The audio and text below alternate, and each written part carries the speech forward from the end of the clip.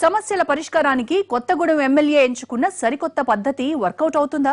చదువు లేని వాళ్ళు ఎక్కువగా ఉన్న చోట ఎస్ఎంఎస్ పెట్టండి, ఈమెయిల్ చేయండి అంటే కుదురుతుందా? డెవలప్మెంట్ మాటలన్నీ ఎయిర్పోర్ట్, టూరిజం, గెస్ట్ హౌస్ల చుట్టూతేనా? మౌలిక సదుపాయాల కల్పన మీద కూడా దృష్టి ఉందా? పేదలకు ఇంటి స్థలాల పట్టాల్ని స్వీట్ బాక్స్ తో సహా పంపుతానన్న జలగం వెంకట్రావు హామీ అమలవుతుందా?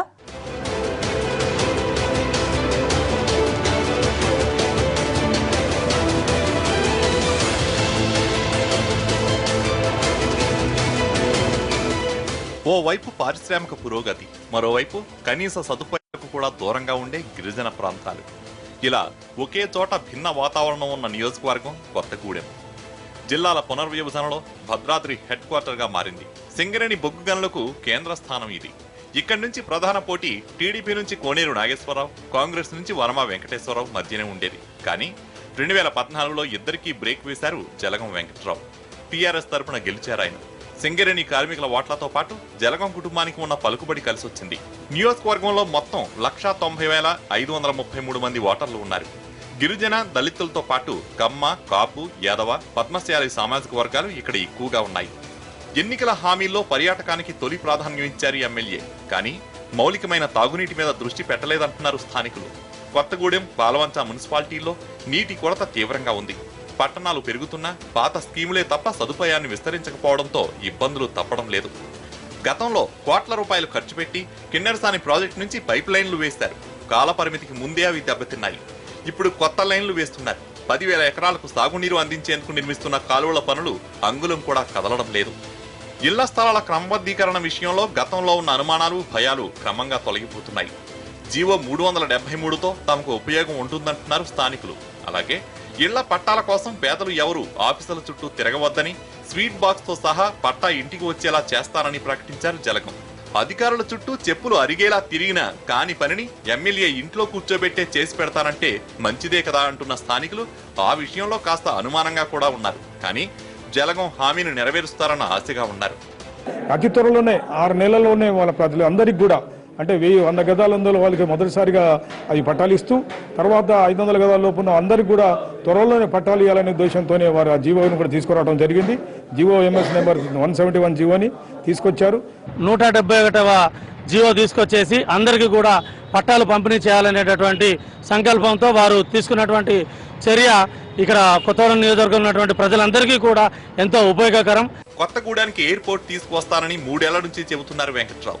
అందుకు పౌర విమానయాన శాఖ కూడా సిద్ధంగానే ఉంది. కానీ ఎయిర్పోర్ట్ వల్ల నిర్వాసితులయ్యే వారిలో టెన్షన్ పెరుగుతోంది. మా సంగతి తేల్చకుండా అడుగు ముందుకు పడితే ఊరుకోబోమంటున్నారు. గవర్నమెంట్ మెడికల్ కాలేజీకి హామీ ఇచ్చినా ఇంతవరకు ఆ ప్రయత్నాలు జరుగుతున్నట్టు కూడా కనిపించడం లేదంటున్నారు. విమానాశ్రయాన్ని మేము వద్దనట్లేదు. ఆ క్రమంలోనే అక్కడ ఉన్నటువంటి గిరిజన భూముల్లో కాకుండా ఈ నియోజకవర్గంలో ఏదైతే ప్రభుత్వ భూములు ఉన్నాయో ఆ భూముల్లో మరి వేలాది వందలాది ఎకరాలు ఈ ప్రాంతంలో ఉన్నటువంటి సింగరేణి ఖాళీ స్థలాల భూములు ఉన్నాయి. మరి ఆ ప్రాంతంలో విమానాశ్రయం పెడితే మరి ఎవరికి ఉపాధి కానీ సంబంధించిన అంశాలు కానీ మరి ఎలాంటి ఇబ్బంది లేకుండా. జలగం వెంకట్రావు ఎప్పుడూ టెక్నాలజీ గురించి మాట్లాడుతుంటారు. కానీ అదే రివర్స్ అయ్యే ప్రమాదం కూడా కనిపిస్తోంది. నియోజకవర్గంలోని సామాన్య ప్రజల్ని ఆయన కలవరని, ఏదైనా ఉంటే మెసేజ్ పెట్టండి, మెయిల్ చేయండి అంటారని విమర్శిస్తున్నారు ప్రతిపక్ష నాయకులు. ఏ సమస్యలకు ఏ నెంబర్లకు మెసేజ్ పెట్టాలో ఆఫీస్ దగ్గర బోర్డులు కూడా ఉంటాయి. కానీ చదువు లేని వాళ్ళు, గిరిజనులు ఎక్కువగా ఉన్న ఏరియాలో మెసేజ్లంటే ఎలా కుదురుతుందని అడుగుతున్నారు. ఎమ్మెల్యేని నేరుగా కలిసి బాధ చెప్పుకుందామనుకునే వాళ్ళు కూడా చాలా మంది ఉంటారు. అలాంటి వాళ్ళంతా వ్యతిరేకంగా ఫీల్ అయ్యే అవకాశం ఉందన్న అభిప్రాయం పెరుగుతోంది. మామూలు సామాన్యుడికి అందుబాటులో లేరు. ఎవరన్నా వచ్చి డైరెక్ట్గా సమస్య చెప్పుకుందామన్నా సరే ఆయన వినరు. ఏదన్నా ఉంటే ఎస్ఎంఎస్ చేయాలా లేకపోతే మెయిల్ చేయాలా. కాబట్టి కొత్తగూడెంలో చాలా ఇబ్బందులు పడుతున్నారు ప్రజలు. ముఖ్యంగా 373 జీవో మీద మేము ఆహ్వానం చేశాం. మరి ఇవాళే జీవో వచ్చింది. దాన్ని కూడా సక్రమంగా అమలు చేయమని చెప్పి కోరుతున్నాం. చాలా సమస్యలు పెండింగ్లో ఉన్నాయి. Bypass road, Kothagudem bypass road pending ఉంది. అదేవిధంగా డబుల్ బెడ్రూమ్ పెండింగ్ ఉంది. కొత్తగూడెంలో మొదటి నుంచి రౌడీల హంగామా ఉండేది. వసూళ్లు కూడా భారీగా జరిగేవి. కానీ జలగం ఎమ్మెల్యే అయ్యాక నో చందా నో దందా నినాదంతో వాళ్ళని అదుపు చేశారు. శాంతి భద్రతల విషయంలో రాజీ పడే ప్రసక్తే లేదంటున్నారాయన.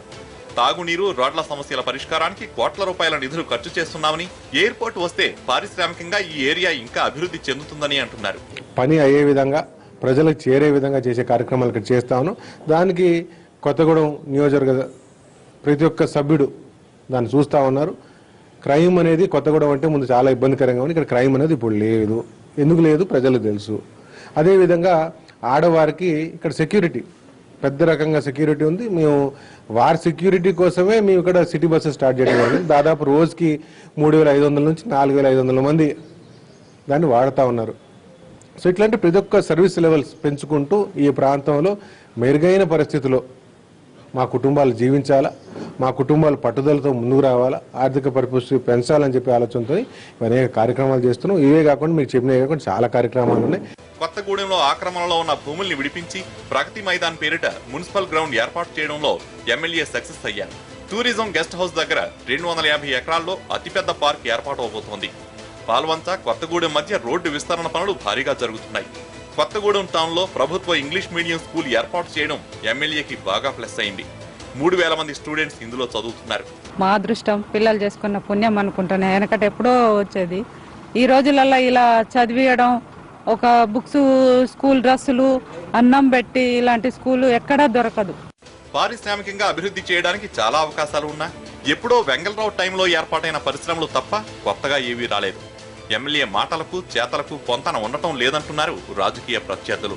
జలగం ఇప్పుడు జబ్బలు చర్చుకుంటున్న 373 జీవో వైఎస్ సీఎంగా ఉన్నప్పుడే సిద్ధమైందని, అప్పుడే 6,000 మందికి పట్టాలు ఇచ్చామంటున్నారు మాజీ మంత్రి వనమ. మిగతా వాళ్ల కోసం అనుబంధంగా ఇంకో జీవో తీసుకురావడంలో గొప్పేముందని అడుగుతున్నారాయన. ఆనాడు 6,000 ఇచ్చినటువంటి పట్టాలు వాడు బ్రహ్మాండంగా వాళ్ళకి ప్రజలకు ఉపయోగపడే కార్యక్రమం. 100 గజాలు ఉచితంగా ఇవ్వటం జరిగింది. కానీ ఈ 373 జీవోతో పాటు కొత్త జీవో అంటున్నారు.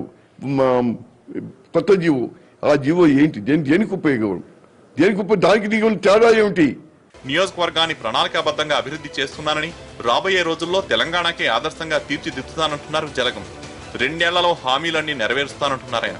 రాబోయే 5 సంవత్సరాలు ఏం సాధించాలని ప్రణాళిక మా దగ్గర ఉంది. ఆ ప్రణాళికతో పనిచేస్తున్నాం. చాలా మంది ఏంటంటే 2 సంవత్సరాల ప్రణాళిక, 1 సంవత్సరం ఎన్నికలు వస్తాయి పోతాయి. కానీ ఇక్కడ ఉండి ఈ ప్రాంతాన్ని డెవలప్ చేయాలా, మా కుటుంబాల పరిస్థితి బాగా ఉండాలని చెప్పి ఆలోచనతో ఏదైతే ప్రణాళిక వేసుకున్నాం ఈ 2-3 సంవత్సరాల కోసం కాదు, వచ్చే 10 years కోసం ప్లాన్ ఉంది. తప్పనిసరిగా ప్లాన్ ఇంప్లిమెంట్ చేస్తాం.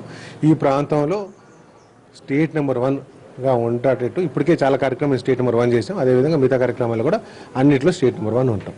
మొత్తం మీద కొత్తగూడెంలో జలగం వెంకట్రావు ఎంతో కొంత చేస్తున్నారన్న అభిప్రాయం ఉన్నా చేయాల్సింది చాలా ఉందని మాత్రం చెబుతున్నారు నియోజకవర్గ ప్రజలు. ఆయన చెబుతున్న దీర్ఘకాల వృద్ధి ఏ మేరకు వర్కౌట్ అవుతుందో చూడాలి.